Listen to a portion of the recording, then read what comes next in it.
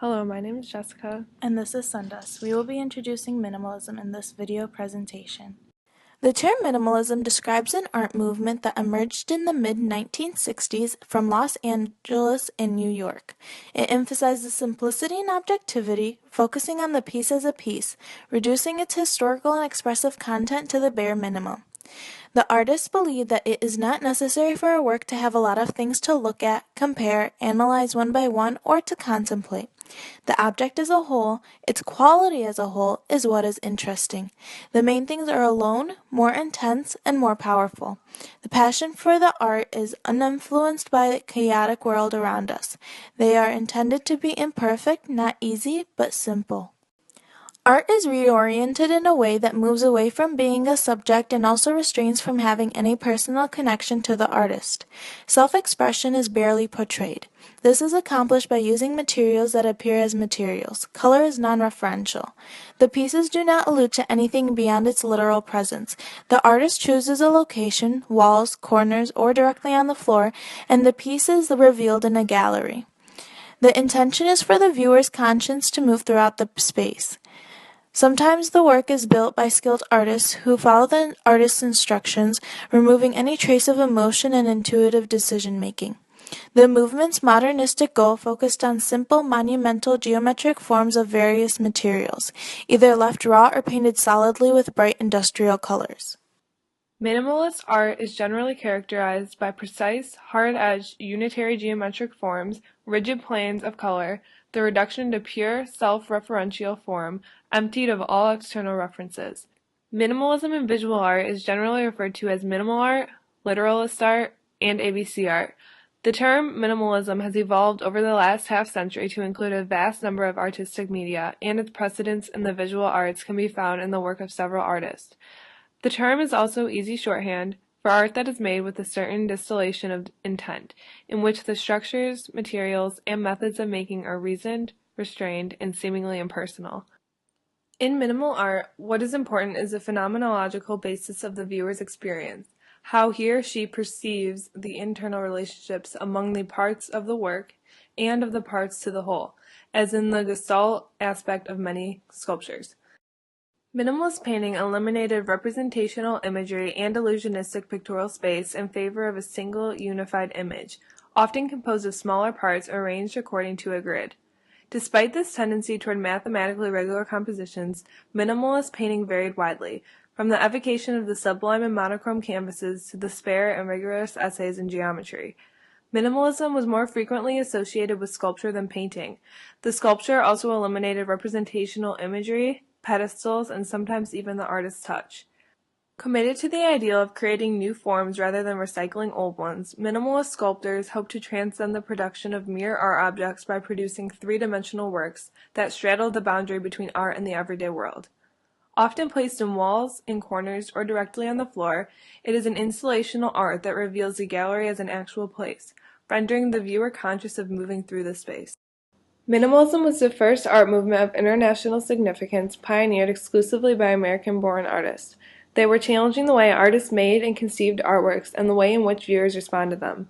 Minimalism is most often associated with the works of Dan Flavin, Donald Jude, Frank Stella, and Sol LeWitt. The work, untitled Adana II, by Dan Flavin, was the beginning of the use of fluorescent lights as a material and the experimentation of various locations to get a defining effect. Donald Jude's untitled 1968 explores the properties of sculpture in terms of volume, space, and color. The modular sculpture 1966 by Sol LeWitt is characterized by straight lines and identifiable shapes. Frank Stella painted works such as De Fana Ho, which emphasizes flat surfaces and shapes that involve few internal relationships. All of the artists associated with minimalism rejected the idea that theirs was a coherent movement. There was never a manifesto, they pointed out, only differing or even opposing points of view. Minimalists attempted to erase distinctions between paintings and sculptures and to make instead, as Donald Jude said, specific objects. Frank Stella was the forefather of the minimalist movement.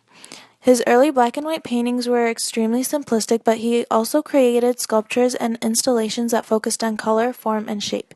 He defined the surface of the painting according to its own structure and didn't make any decisions ahead by laying down paint. The width of the stripes was determined by the width of the canvas's stretcher bar, which was also the width of the brush. Stella often used the path of the brushstroke to determine the composition and use of materials. His simple yet colorful paintings reflected the color field movement, where color is freed from any objective context and becomes the subject itself. The focus was to move away from the busy action and have calmer, more focused art style. Stella never regarded color as expressive and says, "My painting is based on the fact that only what can be seen there is there." Frank Stella created a black and white piece called entitled 1965. This black and white painting was intended to individually address the viewer's concerns. Frank Stella comments on this and says the idea was to keep the viewer from reading the painting. It's not an invitation but rather a presentation. The goal of this piece was to eliminate external references. This was accomplished by using the canvas's own stretcher bar as a scale for the repeating squares. The stretcher bar was 2 3/4 inches wide, which is the same size as Stella's favorite house painting brush. Both the paintbrush and the stretcher bar determined the width of the stripes painted parallel to the stretcher bar. Stella's goal in this piece was to keep the paint as good as it was in the can. Through this piece, Stella attempted to use the characteristics of abstract expressionism but under controlled conditions. The black paintings were viewed as cold and intellectual, but Stella states this work is similar to that of Rothko, and no one accused Rothko of being cold and intellectual. Frank Stella created a series that he named Scarlatti and Bali. This is the last series in Frank Stella's artwork. The title was inspired by the works of Ralph Kilpatrick, which astonished Stella by how many sonata Kilpatrick was able to write, 555. This massive music interested him because he thought, can I do the same? Can I create 555 variations of one idea? He created about 250 to 300 works in the series. All his pieces in the series have characteristics of velocity and speed. Stella was the first to say that he wants to paint the space, not the piece. He says the sculpture is not a room in a room. The sculpture is a painting in a space. It coordinates and reacts with the space. There's a reaction between the space and the painting in the space. His works combine the ideas of painting, architecture, and sculpture. These pieces are Stella's way of showing the symbiotic relationship of these three art forms. In these works, the lines are very abstract yet controlled, which comes back to his drawings and pencil movements. These three-dimensional works have qualities of Stella's painting styles, and steel plates are accessorized with the foreground, background, and middle ground. Through this, Stella successfully was able to create pieces that combine both ideas of drawing, painting, and sculpture. These pieces correspond with the room and give the space a definition. Frank Stella worked on creating pieces of minimal character and introduced these new ideas to the public. Through natural progression, Stella's interest in three-dimensional work grew from his early abstract flat paintings to reliefs and then to sculptures. He started with little drawings and sketches that turned into patterns that traveled. This was the beginning of one of Stella's main contributions to minimalism, shaping. Through his structures, Stella had an interest in metallic paint, which is also aluminum because it would seize the surface, and this is where he located all the action in his works. He was known for using irregularly shaped canvases and mixed media and 3D assemblage of metal. In his famous black and white paintings, the black stripes nearly touched every time. Geometric protractors were used to create the desired shapes. Stella was the main contributor to the minimalism movement, which was only much later recognized in the late 1990s. Frank Stella believed that if you can make abstract art without a reference of the mechanics of seeing it, but instead incorporating what you make into seeing it, the experience becomes alive. Through the use of a kind of flat, regulated pattern, I could make a painting situation that read or seemed flatter, and I felt that that flatness was a kind of just an absolute necessity for modernist painting at the time. And I mean, I felt the black paintings were really right. I mean, there were a lot of things in those paintings that were not in anybody else's paintings at the time, and it seemed to me that there were concerns that painting, in a way, had to address itself, too. I got very involved at that time with the black paintings with pattern, and I began making little drawings and sketches, and in some of the sketches, I got involved with patterns that traveled. They would move and make a jog in them, and I had this kind of slightly shaped or notched format. And the more I looked at it, the more I liked it, and that's the way I built the stretches and painted the series. And that was the beginning, I guess, of shaping, for me at least. Then I already had an idea for the kind of paint that I wanted to use. I was interested in this metallic paint, particularly aluminum paint, something that would sort of seize the surface, that it would be also probably fairly repellent. I like the idea, thinking about flatness and depth, that these would be very hard paintings to penetrate. All of the action would be on the surface. The idea was to keep the viewer from reading a painting. I mean, it seemed to me that you had to have some kind of way of addressing yourself to the viewer which wasn't so much of an invitation as it was a presentation. In other words, I made something and then it was available for people to look at, but it wasn't an invitation for them to explore, and it wasn't an invitation for them to read a record of what I had done exactly. In fact, I think one of the things you could say about my paintings, which I think is probably a good thing, it's not immediately apparent how they're done, in a way. I mean, you can say that it's finely brushed or it's sprayed or this, that, and the other, but the first thing you do is see it, I think, and not see how it was done. And it's not a particular record of anything. I mean, and that may explain in some kind of way its unpopularity with the critics. When I said make it hard for the critics to write about, I mean, there's not that much for them to describe. First of all, basically it's a simple situation visually, and the painting doesn't do that much in conventional terms. They can't explain to you how one part relates to another. I mean, basically what they're after is that it's too easy for me, so therefore it couldn't be any good. Sol LeWitt was a very important figure in the development of minimalism and established the groundwork for conceptual art. He is known for his geometric sculptures and wall designs that are characterized by having many colors and straight lines with identifiable shapes. LeWitt contributed to minimalism after the post-war scene in the United States and was a major advocate against abstract expressionism. He felt that modern art focused too much on the idea behind the artwork and what it objectifies as, and this caused the artwork to have lesser importance. LeWitt believed that for the artist, the idea that leads to the artwork should be the artwork itself. The physical manifestation of the artwork was not vital to LeWitt, and he was aided by installers to help him create the work.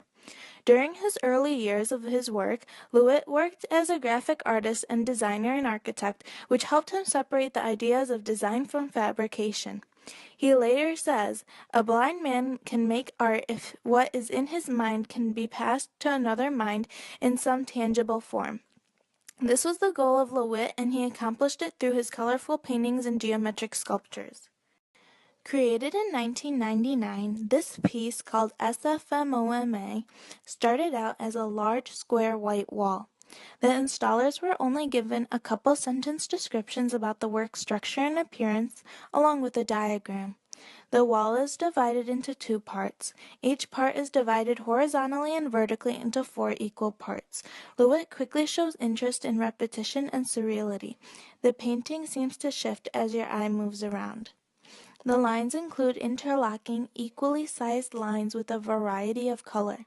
The first part of the project was executed by creating lines going in 4 different directions. Then these lines are filled in. Every other is a solid color, and black frames individualize the 4 squares. LeWitt says, "Every piece has its own character and composition. You have to alter your thinking from piece to piece. The work has a different form up close versus far away. The closer you notice the depth of the color and the thickness of the lines. Far away you can see the direction of the lines and the individuality of each section. The pieces are a group effort. Everyone works on them under the minimal directions of LeWitt. The character of the piece is determined by the interaction and combination of the lines. The longer a person works on the piece, the easier it is to see how the finished product will look like." The focus for the artist revolves on the line direction and its width or thickness. Sol LeWitt was also famous for his sculptures, one of which was created in 1966, and he called it the modular sculpture. It is a 6-foot white painted wood structure with 27 2-foot cube modules placed directly on the floor. Through this piece, he explored surreality in the form of a cube. Geometric and architectural, LeWitt relied on the cube as a starting point for his explorations of space, time, volume, repetition, sequence, variation, and form. He begins what he calls continuous form, lines with curves and irregularities along with his singular form, straight lines and right angles. The cube is most appropriate shape for this work because it is relatively uninteresting. Compared to any other three-dimensional form, the cube lacks any aggressive force, applies no motion, and is least emotive. Therefore, it is the best form to use as a basic unit for any more elaborate function and is simplistic so that the work remains minimal.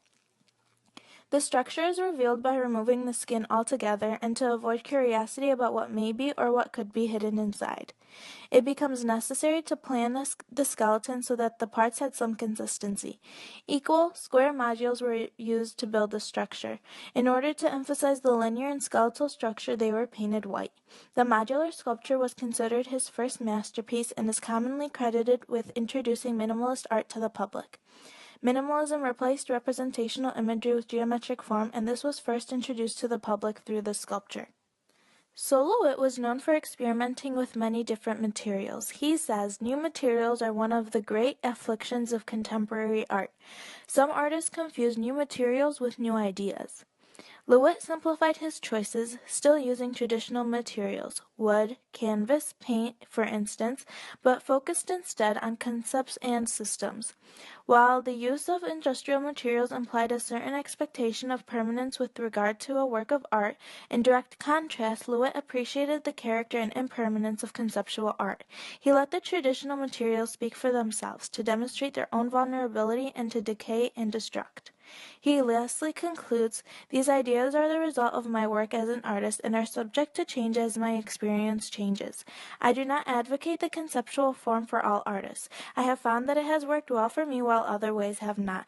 Nor do I think all conceptual art merits the viewer's attention. Conceptual art is only good when the idea is good." Donald Judd was a major innovator for minimalist sculpture.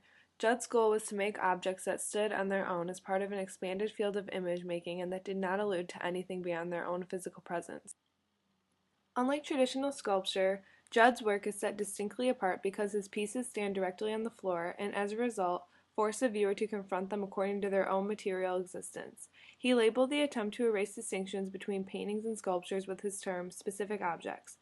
By exceeding painting's two-dimensional limitations as laid down by others, Judd reasoned that the new objects could explore the expanded range of creative possibilities inherent to three dimensions. Rather than rejecting the terms painting and sculpture altogether, he merely modified the concept of sculpture in relation to painting. Judd helped to create an appreciation for the clean lines and uncluttered spaces often favored in interior design. Judd made clear his preference for an art of simple design, clean, unmodified surfaces, and bright color. Minimalists tried to expunge all signs of the artist's guiding hand or thought processes, all aesthetic decisions, from the fabrication of the object. For Judd, this was part of minimalism's attack on the tradition of relational composition in European art. Judd's writings are, to this day, seen as the most comprehensive statement of minimalist art.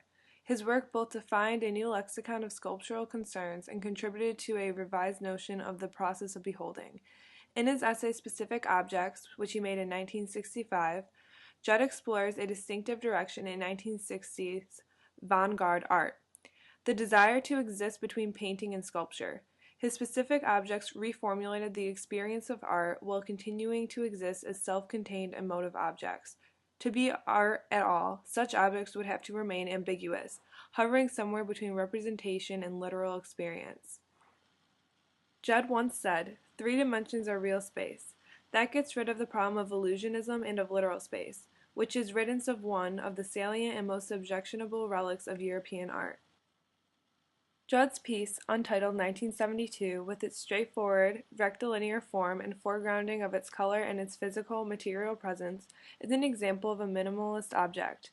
Untitled is a large, floor-based work consisting of an open-topped, almost square box with sides made from copper and an aluminum base that is enameled on the inside in cadmium red. The red color of the base is reflected by the interior faces of the copper sides, making them a much brighter and richer color than the exterior faces. Given that the box rises no further than waist height, it is possible to see the difference in color and tone between the inside and outside of the work from some distance away, so that viewed from such a position it appears that the copper box is filled with red light. However, when seen up close and from above, the red enamel surface of the base is fully visible as the source of the red glow. Looking inside the box, viewers can also see that the largely matte copper walls act as mirrors, reflecting the four sides of the box's interior in all directions, and the copper on the exterior is similarly reflective. Judd did not give descriptive titles to his works, and almost invariably, as in this case, left them untitled. What distinguishes one from another is the specific aspects of the materials, dimensions, and colors used in each occasion. Untitled 1972 is thus a specific object, the scale, color, and materials of which present a space that appears to contain but also expands outwards into the surrounding gallery, reflecting Judd's observation that space is made, not found and packaged. Over the course of Judd's career, the enameling process used in Untitled 1972 to bind the cadmium red color to the aluminum base gave way to other methods of bringing color and material closer together. Judd was also known for creating works that involved shelf-like slabs, which resembled the similarly geometric forms of the then-contemporary international-style architecture and late modern interior design. Like the rectangular shape with which he began, Judd's rows and progressions are legible systems that reoccur in his works. In its repetition of serial forms and spaces, the vertical stack of Untitled 1969 literally incorporates space as one of its materials, along with highly polished copper, creating a play between positive and negative that coheres as a totality. Each copper box was made in a factory and were placed equally apart. They have a reflective surface with plexi windows on top of the boxes. This interacts with the space and creates a coloristic effect on the blank wall of the gallery. While spatial concerns were foremost for Judd, color and materials always remained central to his conception of art. Sustained and rigorous investigations of space and form, his project is tempered by industrial materials. The unaffected, straightforward quality of Judd's work demonstrates his strong interest in color, form, material, and space. With the intention of creating work that could assume a direct material and physical presence without recourse to grand philosophical statements, he eschewed the classical ideals of representational sculpture to create a rigorous visual vocabulary that sought clear and definite objects as its primary mode of articulation.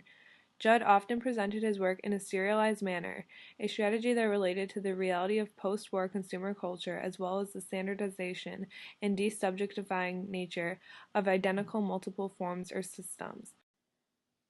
The multiple was another way to reinforce their materiality. This method was also seen as a part of a more general tendency toward the democratization of art, that is, to make art more accessible to more people, because it was composed of fabricated parts. To accomplish freeing his pieces from emotion, Judd created works comprising of single or repeated geometric forms produced from industrialized, machine-made materials that avoided using the artist's touch. Judd combined the use of highly finished industrialized materials, such as iron, steel, plastic, and plexiglass to give his works an impersonal, factory aesthetic. He carefully selected all the environments for his works since the pieces were often permanent installations. Judd stated, "Most art is fragile and some should be placed and never moved away." This definitely separated his pieces from those of the abstract expressionists, who put emphasis on giving their images a confessional, personal context.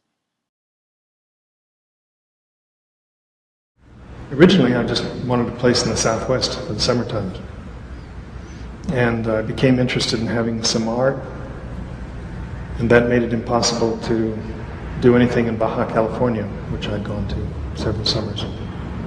Because I figured the Americans wouldn't let me out, the Mexicans wouldn't let it in, the Americans wouldn't let it back in again, and so on, or me either. So once there started to be some art there, it was uncertain. So when I first came here, I came here with a truckload of art. But it was originally just a place for the summertime. It just developed. And the possibility of buying the buildings. I forgot this idea of just a place for the summer after a couple of years. And after acquiring large warehouses, started to make permanent installations. And of course, brought more and more work down here. It wasn't something that occurred all at one time as an idea. And it's come and gone with a lot of different circumstances, and of course with money. I'm very interested in not destroying the buildings, if they have any good qualities at all, as they were built originally. Usually the buildings have been drastically damaged. Also, sometimes the buildings aren't really very interesting, or I have particular purposes to be part of the building. And in some cases, very different things have been done inside the buildings. But again, sort of as a parallel to the attitude towards science, I don't think anything should be done in the buildings that goes against what they were. Dan Flavin was one of the pioneers of minimalism, and is best known for his major contributions of works that are entirely constructed with fluorescent light tubes. He is often considered the first artist who physically employed electronic lighting into his art. His works also established a new tradition of perceiving art in a way of adapting specific works to specific places, through various forms of installation in what was known later as environmental art. Like other minimalists, he focused on industrial materials and simple geometric forms, together with the emphasis placed on the physical space occupied by the artwork and the viewer's interaction with it. He began his career as a painter, but after the year 1963, Flavin decided to restrict his medium to one material, fluorescent light. He explored the single medium tenaciously and consistently. By using the commercially available fluorescent light tubes as his body of work, Flavin challenged the traditional art market, and by following the philosophical ideas of Marcel Duchamp, he pursued the widest range of aesthetic arrangements of lighting within the use of its minimal form. In using ready-made objects in the style of Duchamp, he exploited the possibilities of the most conventional and in some ways, some would argue, ugly material, harsh fluorescent lights. Flavin's legacy can be seen not only in the fields of art, but architecture and design as well, creating a bridge between the early painters and today's tech artists and influencing a generation of new media practitioners. Dan Flavin forcefully denied that his sculptural light installations had any kind of transcendent, symbolic, or sublime dimension, stating, "It is what it is, and it ain't nothing else," and that his works are simply fluorescent light responding to a specific architectural setting. Flavin said, "One might not think of light as a matter of fact, but I do, and it is, as I said, as plain and open and direct in art as you will ever find." Flavin emphasized the temporary nature of his works, positioning his art outside the realm where art objects are valued as much for their material qualities as for their conceptual meaning. Flavin's light waves demonstrated how the two-dimensional illusionism was achieved.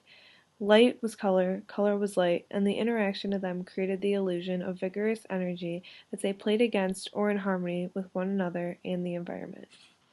Flavin described his artworks as proposals. He was challenging the way artists made and conceived artworks and the way that viewers respond to them. In 1964, Flavin created Untitled to Henri Matisse. It is composed of pink, yellow, blue, and green fluorescent light, which are placed against a white wall. Dedications to friends, family members, colleagues, and historical figures were often added by Flavin to his works, which were otherwise untitled. This work, dedicated to the great 20th century French colorist, is composed of a single fixture with 4 fluorescent lamps, set vertically against the wall. The piece reveals his interest in the medium and practice of painting, to which his work, through color and light, retains a certain kinship. The lights represent the 4 principal colors of commercial fluorescent light that Flavin deployed throughout his work. The colors are arranged through simple modular repetition, an approach to composition commonly associated with minimalism. However, fluorescent light also allowed Flavin to mix colors, making his work intensely optical. Shown together, pink, yellow, blue, and green produce a whitish glow. Dan Flavin later made an artificial barrier of blue, red, and blue fluorescent light to Flavin's Starbuck Judd in 1968. This work, like some of his others, show a wall-to-wall structure that obstructs the viewer's movement, reflecting Flavin's expanding engagement with the full space of a room. The medium is blue and red fluorescent light. The dedication in the title is to Donald Judd's son because Flavin was close friends with him at the time he created this piece.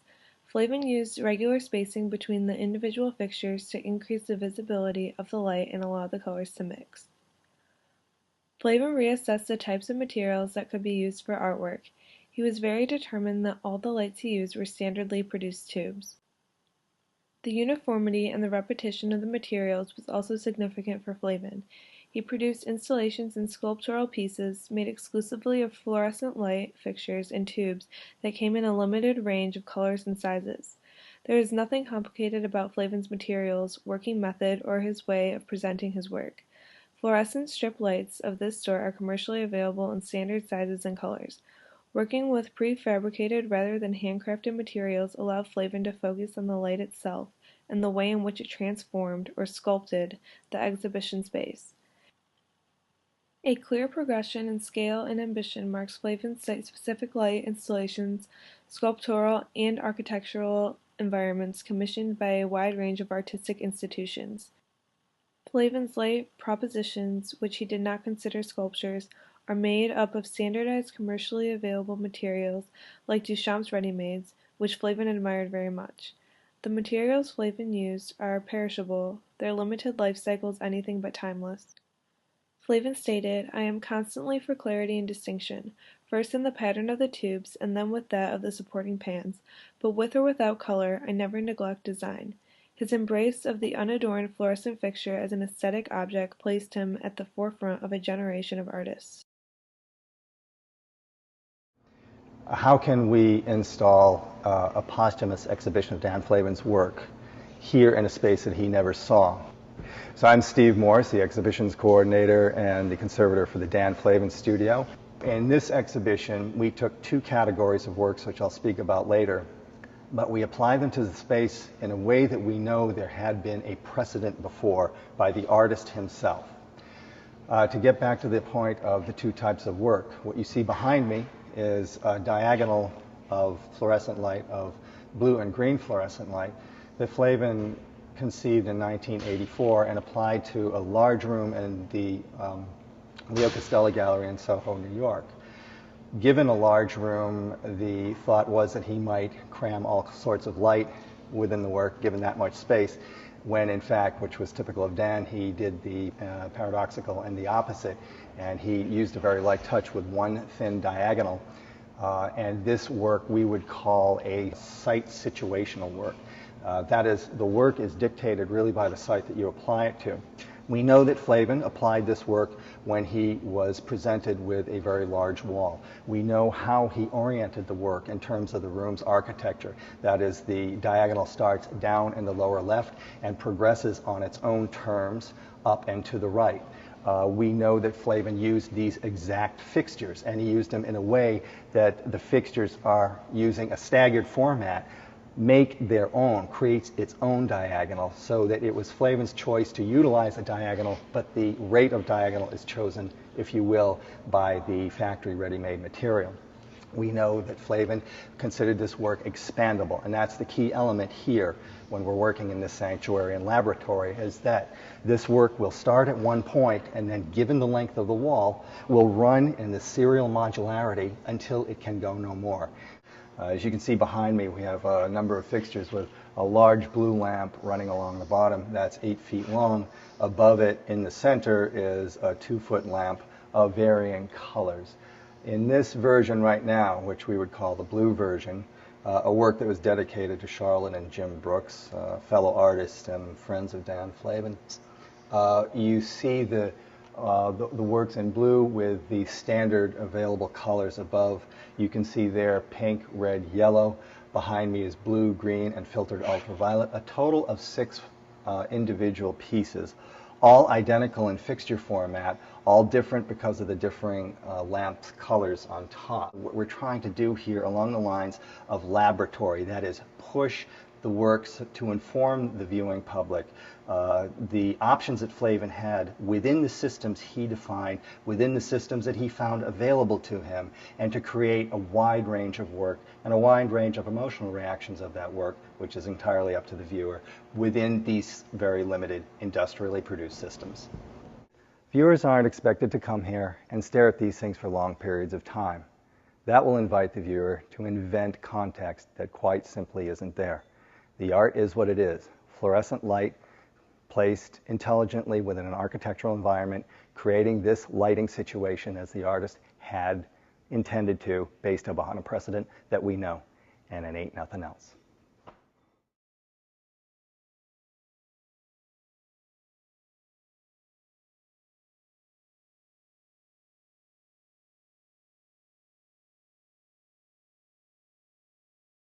Minimalism dominated the art of the late 1960s, just as abstract expressionism had dominated the art of the 1950s, and as no single style would do in the 1970s.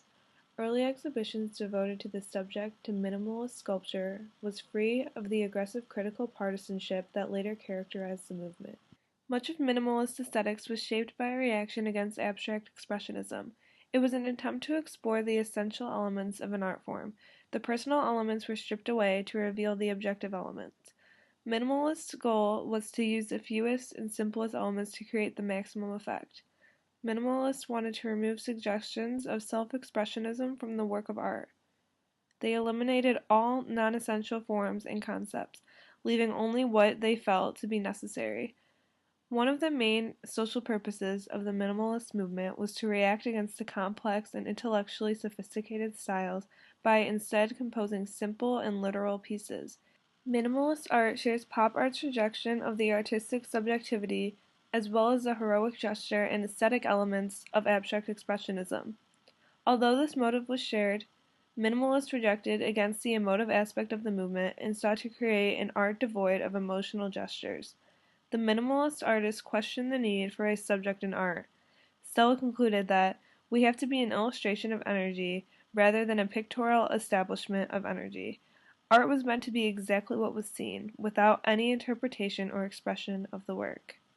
The minimal artists were not well informed about their avant-garde precursors, largely due to the suppression of constructivism during the Cold War by both the US and the Soviet Union. Minimalism introduced a rejection for social commentary, self-expression, and narrative by producing sharp, geometric lines while using limited number of colors, values, shapes, and texture. Like other avant-garde developments of the 1960s such as conceptualism and pop art, minimalism is now viewed as a significant development of 20th century art. While we recognize this language of less as an elegance of thought and form, it is obvious that this approach is by no means a nihilistic endgame strategy, but a way of moving art forward. The minimalism movement completely transformed our understanding of space and materials.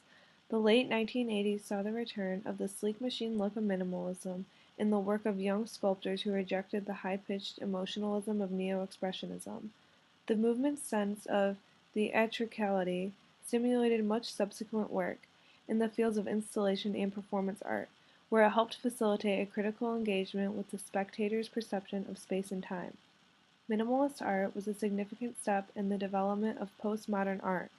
Art historians today, continuing to rely on institutionally validated readings of minimalism, consistently overlook the alternative resources that might reclaim the radical side of the 1960s art. The work of the so-called minimalists resisted previous critical understanding, throwing criticism itself into a so-called crisis. In contrast to the overtly political representations of Berlin Dada or American pop art, with their collision of high and popular culture, most minimalist production remained comfortably removed from society, functioning best in the traditional art world setting of the gallery or the museum. Conservatives supported the idea that art is to be restricted and not interpreted by the viewer. Joshua Fields, a recognized author of the New York Times and supporter of minimalism, stated the conservatives' belief that minimalism is a tool that can assist in finding freedom. Freedom from fear, worry, overwhelm, guilt, trappings of the consumer culture we've built around ourselves. Real freedom. There was also critical attempts to condemn minimalism. Progressives opposed the idea and claimed that no scale is too large. They believed that art was meant to be a form of expression and should be able to relate to the artist and viewer. Progressives thought that art had no value if art did not fulfill these requirements, and therefore did not support minimalism. The Emergency Cultural Government Committee, a subgroup of the New York art strike that includes Morris Stella and the art critic Max Kozloff, waged the art strike's most successful boycott. Over 20 artists went against the U.S. government's policies of racism, sexism, repression, and war. The voice of the artist protester had become important enough in the eyes of the establishment that artists were now invited to these political forums, which was a significant breakthrough for cultural activists. Minimalism became the sculptural style of choice for corporate collections during the 1970s, at the same time that the sleek boxes of international-style architecture came to symbolize corporate power, which is why some were against the movement. Minimalism questioned the role of art in modern society. Some people saw it as pointless and empty, and believed minimalism lessened the importance and meaning of art. They criticized the works for having a seeming lack of content. On the other hand, others saw minimalist art was a significant step in the development of postmodern art.